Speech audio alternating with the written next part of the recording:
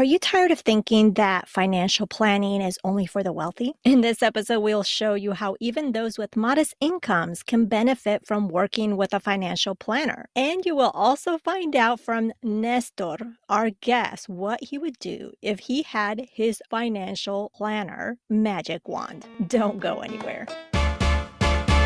You are listening to Her Dinero Matters, the podcast helping Latinas have increased confidence and control over their finances. My name is Jen Hemphill, and as an accredited financial counselor, my mission is to help you be more confident and simplify your finances so you can save more, get out of debt quicker, and build your wealth. Financial planning is a critical aspect of personal finance, but getting started on your own can be overwhelming. You may not know, but you don't have to wait until you accumulate a lot of money to work with a financial planner. There are different types of financial planners, and there are those who offer services to people of all ages, income levels, and they can help you make sense of your finances, set your goals, and create a plan to achieve them. A financial planner can also help you navigate those complex financial scenarios, such as planning for the retirement and for the long term. This is your host, Jen Hemphill. Thank you so much for joining me for this conversation. Our guest, Nestor Vargas, is a certified financial planner who wants you to feel confident, like I do, about your financial future and stay on track to achieve your goals. Nestor is committed to our Latino community to help us feel safe and confident when it comes to our finances, when it comes to really building wealth. Also, let me remind you that there is a community waiting on you where you can share your thoughts or ask more questions about today's episode, and I will talk to you about that later in the show. But for now, let's go meet Nestor Vargas. Bienvenido, Nestor. ¿Cómo estás? I'm so excited to have you here. I am well. Thank you so much for having me. I am super honored to be on this podcast. As a podcaster myself, I know what goes into creating content, and I know that you put so much love and effort into your content, and so I'm super excited to be here. Thank you so much. Well, thank you. For those listening, I paid him good money to say that. No, I'm kidding.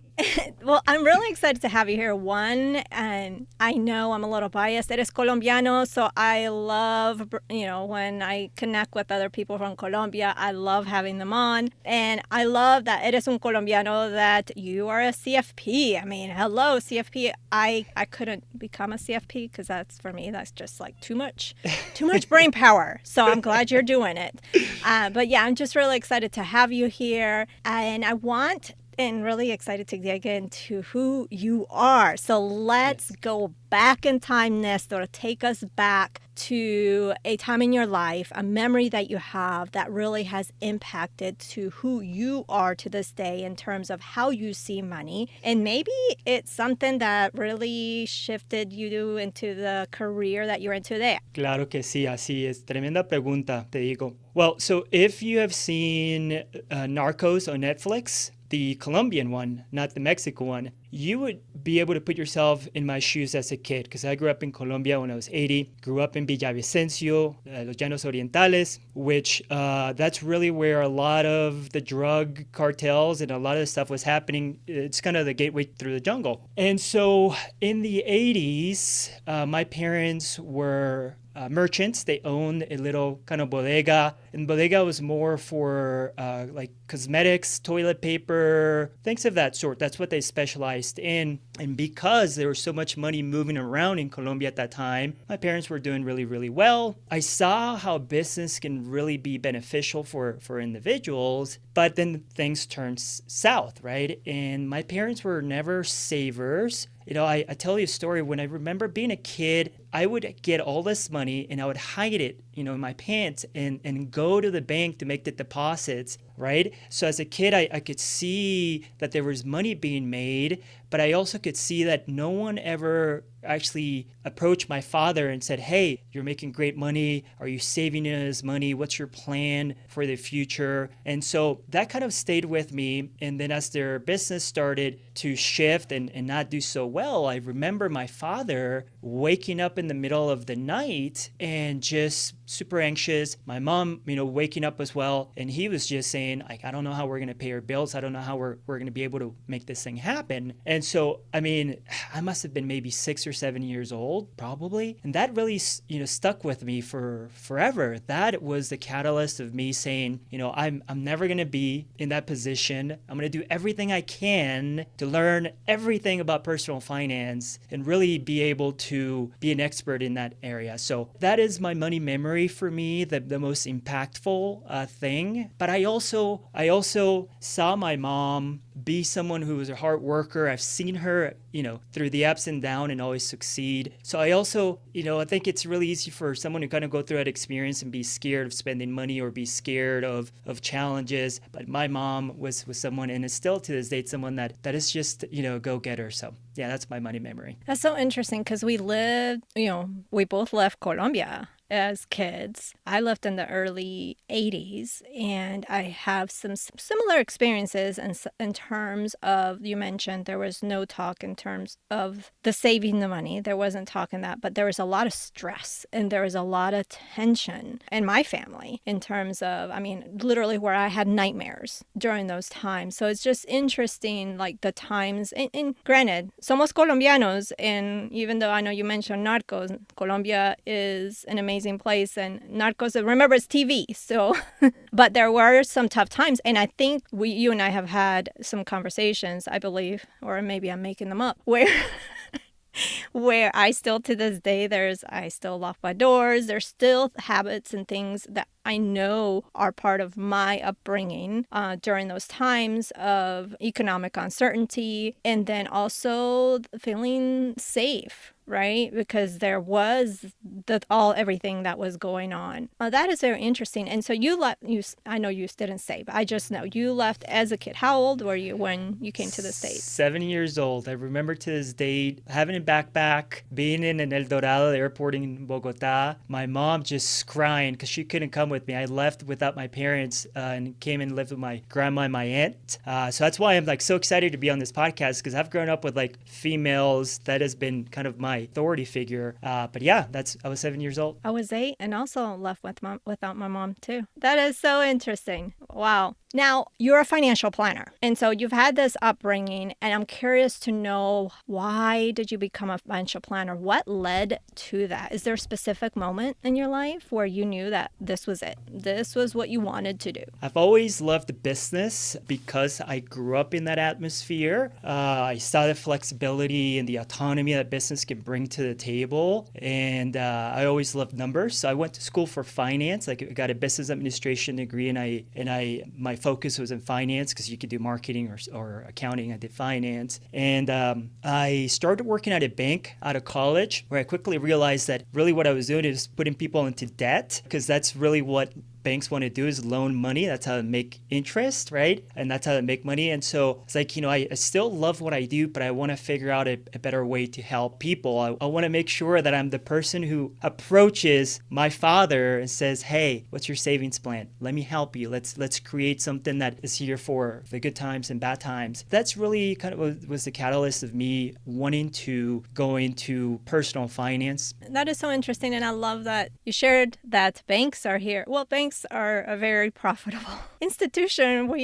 They have all our money, or most of our money, and they're using it to loan it out, and they are getting paid in interest. So I like that you mentioned that you were wanting to be more helpful in basically teaching people and helping people with their personal finances. Now, you also have a podcast called Green Cards to Greenbacks, which I've had the pleasure of being on, which was a lot of fun. I'm curious, because you have a financial planning firm, and then you've decided to do this podcast. So what was the reason behind doing the podcast? Because Green Cards to Greenbacks is more for immigrants and Latinos. So I'm just curious, but your firm, I suppose, doesn't just I mean, doesn't just focus on Latinos, right? Or so tell us your vision as to why you decided to do the podcast. I think there's a deeper layer in your question. The layer was that when I came to the States, I didn't really have a figure that I could look up to from a career perspective or money making perspective. The only people that I saw that were successful in my definition of success at that point in time were white people, right? And so, and I don't have anything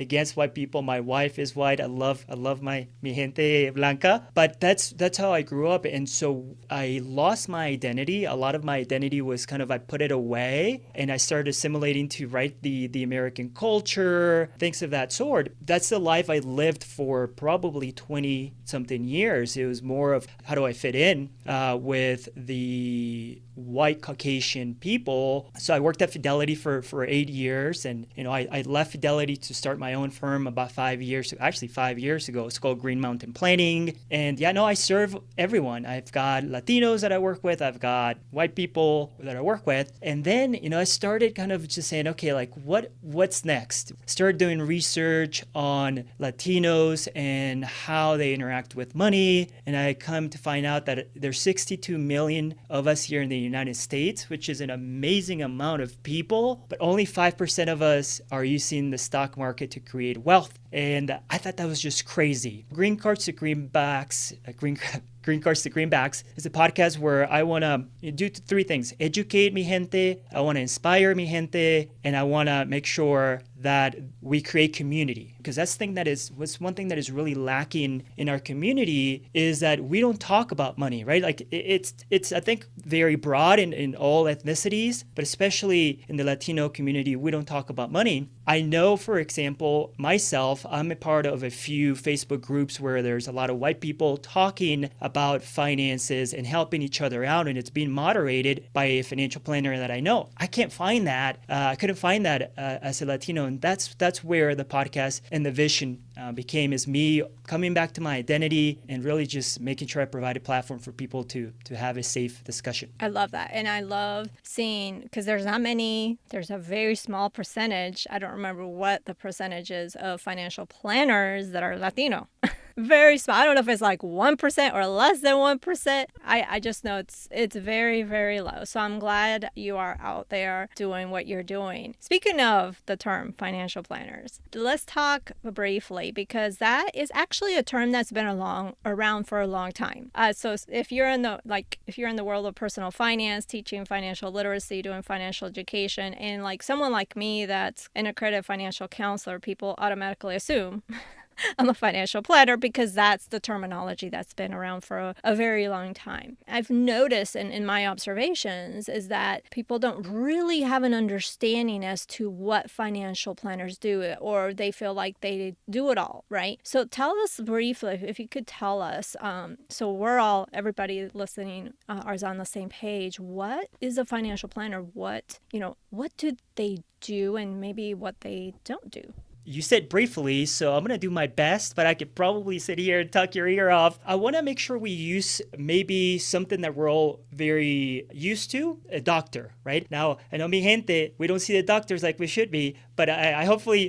you've seen a doctor once, right? You have a doctor, but a doctor can also specialize in oncology, can specialize in urology. That's the same thing with our industry. There are individuals who specialize in working with business owners, or just income planning, retirement planning, or just working with young individuals. So I want you to kind of maybe first paint that picture, but I want to make sure that I talk about what a financial planner is versus a wealth manager, because there's two differences. There's a big differences there, and then we can talk about what financial planners do, right? So a wealth manager, by its definition, only works with people who already have wealth so they can manage their wealth, right? So those individuals are very investment focused most of the time, have a minimum of maybe $500,000 to $1 million to work with someone, and that's their space to work in, right? Now, think of a financial planner as a financial map maker of your money life. And so a financial planner is going to help you with questions like, hey, how should I save for college? Or, hey, how do I pay the least amount of taxes? Can you look at my tax return? Can you look at my overall picture and tell me what moves I need to make? Or, hey, can you tell me like how well I'm doing towards retirement? We cover things like estate planning. We cover things like tax planning, retirement planning, income planning. So once you start wanting to create income, like how do I take this money out of my accounts in the most tax efficient way? Here's where things kind of get a little interesting, because financial planners, there are financial planners that just do financial planning and don't manage money. There are wealth advisors that just manage money but don't do financial planning.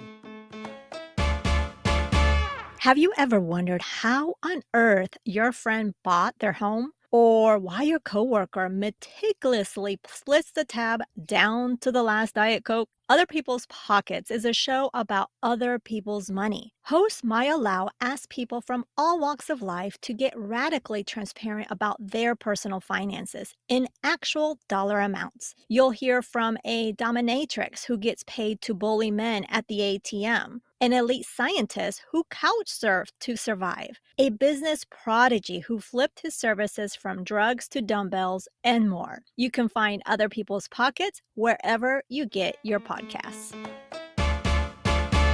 The idea there for the audience, what I want them to kind of walk away with, is that there are people like me who are happy to work with anyone who has whatever level of amount of money, who still need a financial plan. It's not just for the wealthy. Yes, and I'm glad that you said that, because that is an assumption that we do tend to make, not just amongst Latinos, in general, just everybody in general. We tend to think financial planner, you have to have money. You have to have lots of money, and that's not the case. And I loved how you explained that so simply. Thank you, because I know there's a lot more intricacies with that, especially in the being a certified financial planner. And so let's talk about, just briefly, because I say briefly because I know it could be a long conversation.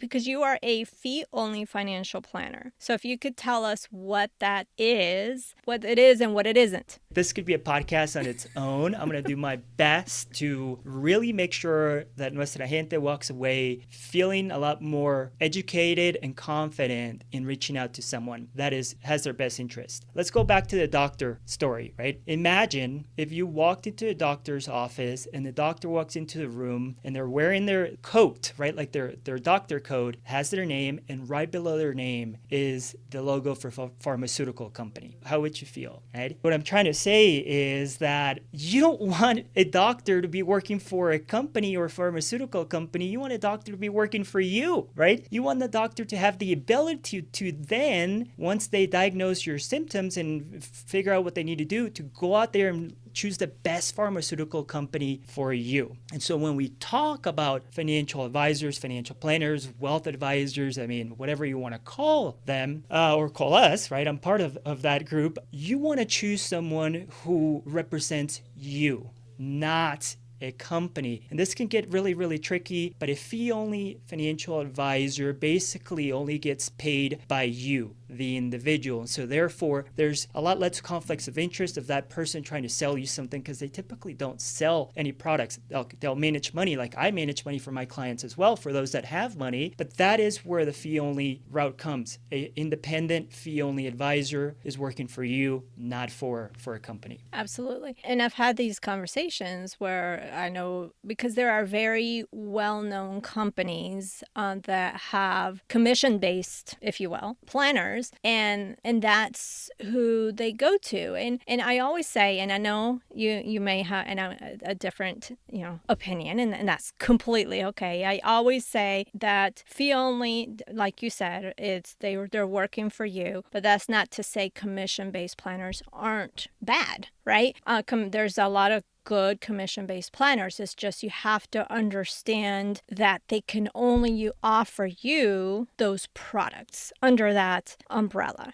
And then there's those fees. You have to look at the fees structure and understand and make sure that, because I know there's some that really do a good job of being very transparent what the fees are and all that. But I just want to put that out there, and I wanted to see your reaction to. No, I was one of them. I worked at Fidelity for 8 years, and we wouldn't be able to call ourselves fee only, but we could call ourselves fiduciary, which, by the way, Jen, I think we need to touch on that topic, because that word has been thrown around a lot very loosely, and I want to leave our audience with a very good way to really find out if someone's a fiduciary or not. But I'm in a mastermind with other 4 advisors and meet with them every 2 weeks. 2 of them are commission-based advisors, and I would trust them with my money. So yeah, it's not one or the other, right? Like it's not like we can't stereotype people, but being able to understand what you're getting yourself into puts you in a position to ask better questions and really analyze what's being presented for you. Absolutely. And speaking of fiduciary, okay, talk to us. What does fiduciary mean? Fiduciary means it's someone that is supposed to act in your best interest. The problem there is that there's no governing body that can actually regulate who uses the word fiduciary or not. Okay? The bigger problem is that someone can be a fiduciary and at the same time not be a fiduciary. Crazy. Let me kind of explain this for you. Fidelity, right? I'll talk about Fidelity. I'll talk about Charles Schwab. I'll talk about Vanguard. I'll talk about all those hybrid companies. Hybrid. They can be fiduciaries and also they have a broker-dealer business. Here's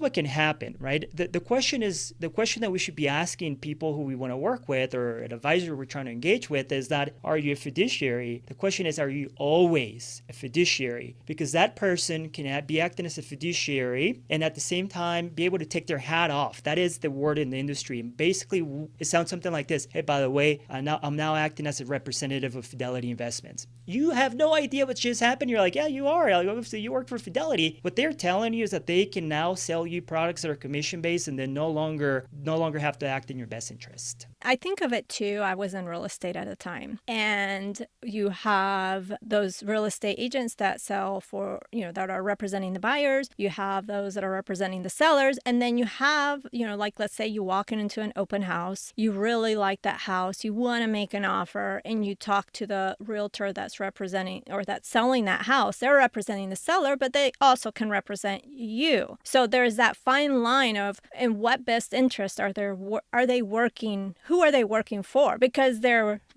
best interest is to sell the house. But it's really hard in that situation. I never liked those transactions, if you will. I never liked those because I needed to be one or the other. I could not be ethically, for me, I could not represent both sides well, because how can you?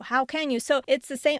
Would you say it's similar to what you just mentioned with the companies that are hybrid, because that they're fiduciary at one point? Absolutely. I mean, listen, I've got this guy who is basically in the office next to me, works for a credit union, and this credit union has like an investment advisory thing. And I can hear him all the time through his process. He starts, talking about like the safe things, and then he kind of starts talking about annuities and insurance, and he's always pitching annuities and insurance, even though he can also manage money. Why is that? Annuities and insurance, big commissions, right? I'm not saying that insurance products are wrong, that annuities are wrong. It's just that most of the times they're sold incorrectly. Yes, it's kind of the same thing where it's like, okay, am I going to represent this person as a fiduciary or not?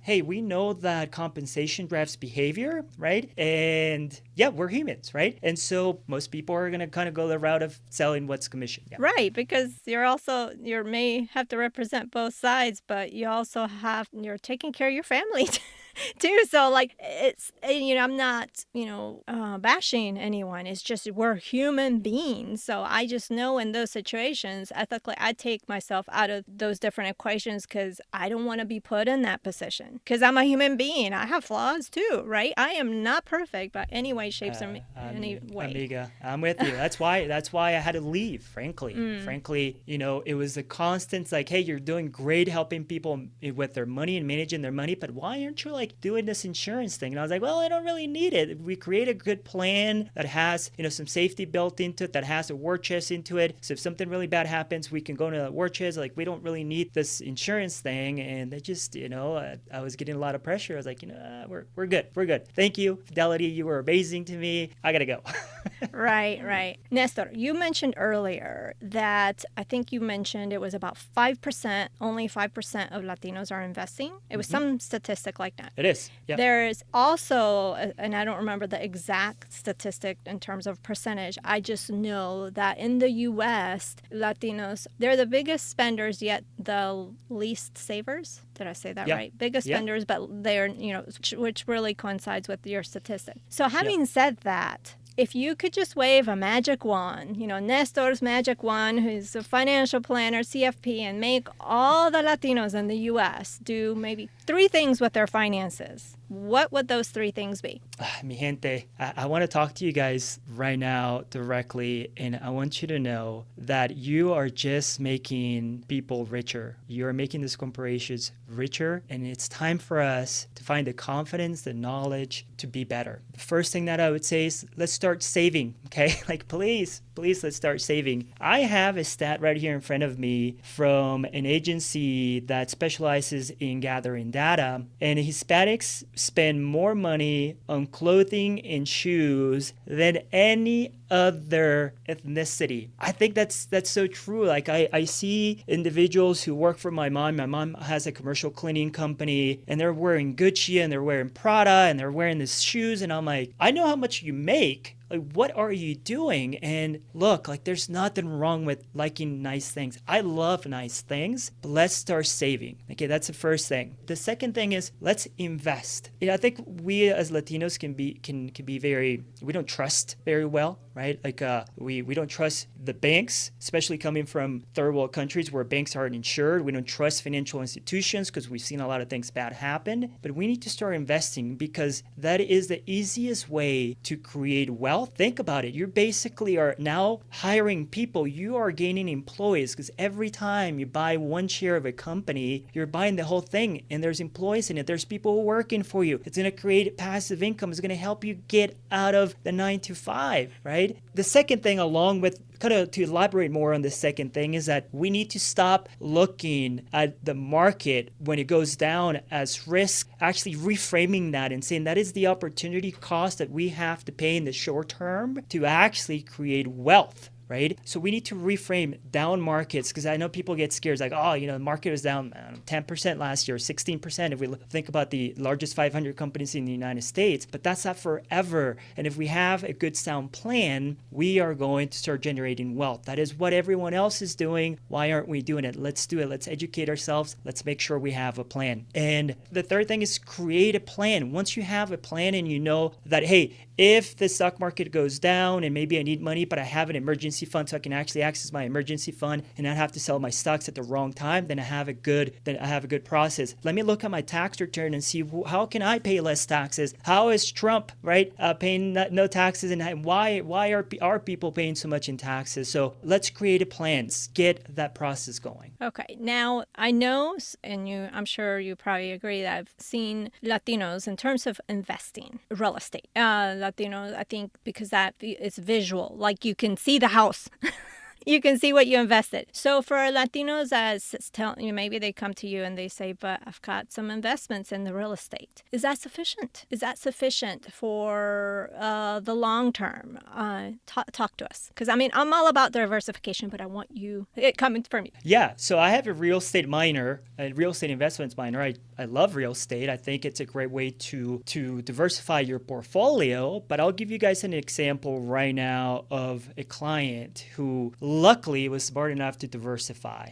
They live up in Illinois. They have about 4 or 5 rentals. And when I look at the tax return, these rentals aren't really producing the income that it should be producing. And they have a lot of expenses, right? So I'm looking at this thing. I was like, okay, well, you see the building, because I know that's what people say. It's like, I can see the house. Why don't you go walk into Best Buy? You can see Best Buy as well, right? So real estate, absolutely. Have some real estate. It's a great way to create passive income. But this individual, just to come full story, they sold one of their businesses, which is a car wash, and I don't want to get too technical, basically moved it into this trust so they wouldn't have to pay taxes on the gain of the property and the depreciation that they had to recapture by selling this building. And he was going into this trust, and this trust is supposed to give him 6% interest on his money and actually buy individual homes. And so I was like, well, all right, I don't know much about this thing. I know that they're paying you way more than what they should be paying you, so that's kind of a red flag for me. What happens? This trust just basically sent out an email about 3 months ago and saying, hey, we have to stop all distributions from the trust. We actually got a new CFO and a new CFO. We ran some numbers. We got some new systems in this thing. And now we realize that there's still people that haven't left the houses during COVID. We haven't been able to evict them, right? So real estate can be great but there's also a lot of drawbacks. It's liquid. Also, you have to recapture depreciation if you're renting it out. So you basically are creating this tax bomb for you. And the only way to actually keep that investment going is to stay within real estate. So you need liquidity. You need something that's more flexible. And that's where the stock market comes back as a nice addition to real estate. Yeah, and when you talk about liquidity, I equate it to your money being stuck in the walls in the house. So until you, let's say, sell the house, Yep. you can't access the money versus in the real estate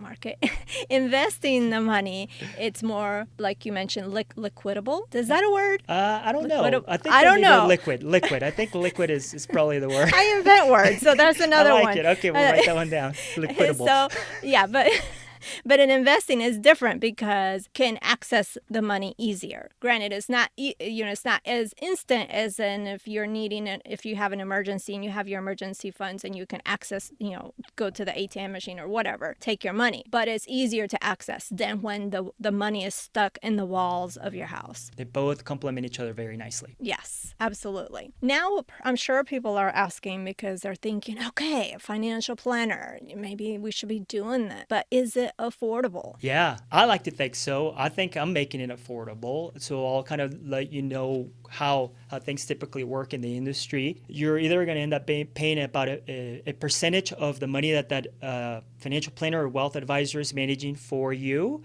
So in that instance, you really aren't having any cash outflows. The money gets debited out of the account automatically, so you don't really see that. It's anywhere from 1% to 2% of your account balance is what you would pay. But for financial planning, I have a package that's called the Padelante package. I'm just launching, and that starts at $2,499.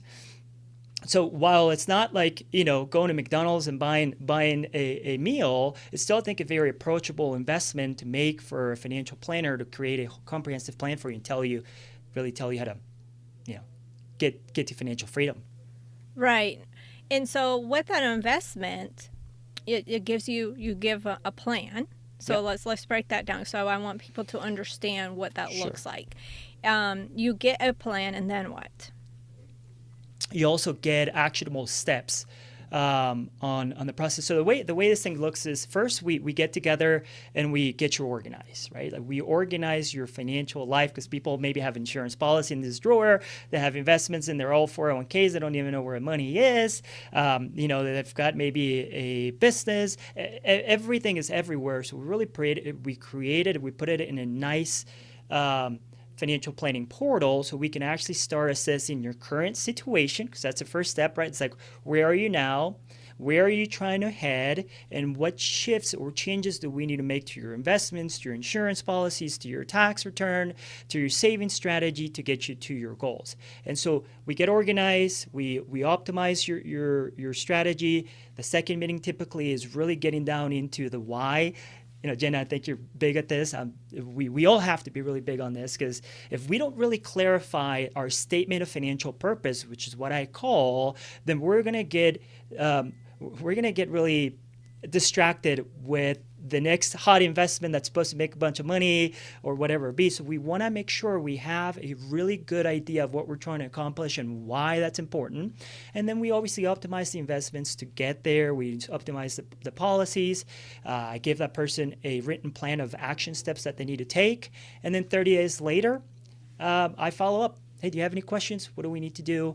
And that's the way things work. So really, you start as someone that knows that you've got things, but you don't really know what things you have and what you should do. You ultimately leave with knowing where your things are, that they're fully optimized, and where you're headed. That's wonderful. And if for someone, because I want people to understand, like the fee only financial planners like you have that fee that comes with the plan, the follow-up, and what happens like 6 months later if they have a question, and is it typical is that included in that investment? Do people have to pay for like a consultation fee? I want people to really understand what this looks like. Yeah, so it's called financial planning. It's not a financial plan. Your life changes, tax changes, things change. And so that original picture that we took for you may need some love. You would end up paying more like an hourly rate for the tune up that needs to happen to your financial plan. Mm-hmm. Okay, that's perfect. Okay, wonderful, Nestor. This has been fantastic. I really, really appreciate you being on, learning more about you, and having you break down more this financial planning world for us. So, thank you so much for being with us today. Absolutely. Thank you for having me.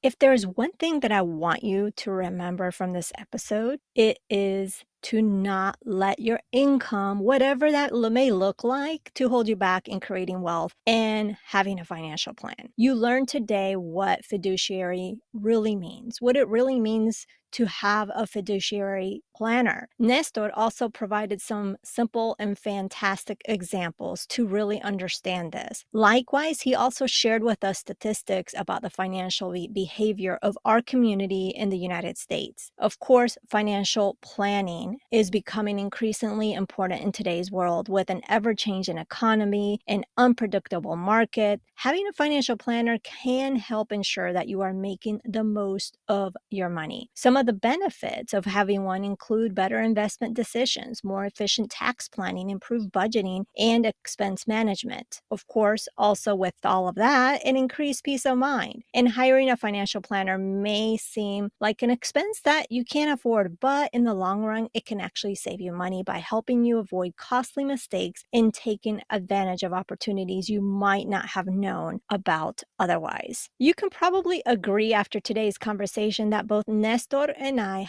are really committed to continue to contribute our part in making sure that our community, that our Latino community, is financially empowered. If you enjoyed this conversation and really wanted to learn more about Nestor, you can connect with him on Instagram and Twitter with the handle at Latino Money Man. Also, Nestor Vargas CFP on LinkedIn. Of course, I will make sure that we link those up in today's show notes. I am curious to know your thoughts about today's episode. Maybe you have some additional questions we didn't cover, especially as you listen to the interview. Maybe you had some aha moments, or again, so just some questions. You still can ask them. Make sure to share them in our community over at jenhemphill.com/community. Next week on the podcast, if you want to understand your relationship with money, feel worthy, and shift your mindset to attract more opportunities, you cannot miss the next episode with Tania Basayo. Bueno, pues that is everything. Thank you so much for taking time out of your busy schedule to tune into the show. You can check out the show notes over at jenhemphill.com/344. That is jenhemphill.com/344. Remember that being the reign of your money starts now simply by claiming it. I believe in you, and so should you. Nos hablaremos el próximo